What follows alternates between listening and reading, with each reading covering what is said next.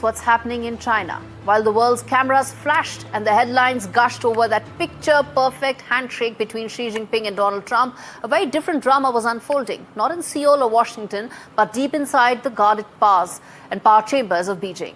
And what really happened? Well, there was history being rewritten, as many in China feel. Because Beijing is trying to alter the global power under the banner of the Fourth Plenum, one of the most consequential meetings that have taken place in China, and we reveal to you just how it unfolded. Now let's get you those details. First and foremost, the Fourth Plenum took place just days before Xi Jinping smiled for the cameras with Trump in Busan. His party brass in Beijing hardened their doctrine. It was a call for arms. It was a call to arms for technological dominance. Now, what really happened as far as technology is concerned? Xi Jinping didn't come to talk just tariffs with Donald Trump. He actually came when he failed to buy time, to out-invent, outproduce the West in the very technologies that define tomorrow. And to get that time period going is what Xi Jinping tried to do at the meeting. Made in China 2025 is a doctrine that really defines Xi Jinping and how he views China. And in his grand plan, every chip, circuit and satellite must be made in China. You can't get there overnight. What do?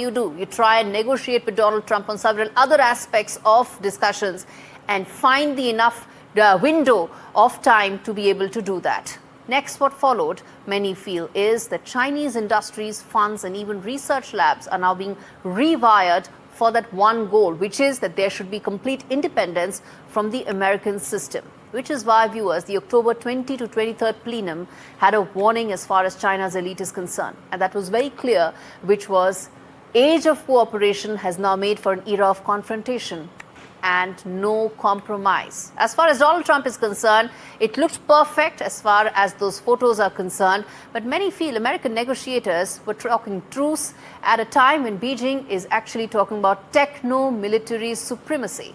Something that few in Washington are disagreeing that China is working towards. Now, where does this put India in the middle of all of this?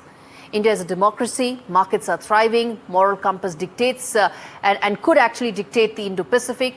Also, India now is having its own technological push, whether it is semiconductors, whether it is the supply chains of technology, where India feels it not only needs to make an important dent, it needs to China-proof them. And I think that is something that is likely to make a major role as far as what happens going forward in terms of the China-US tech race.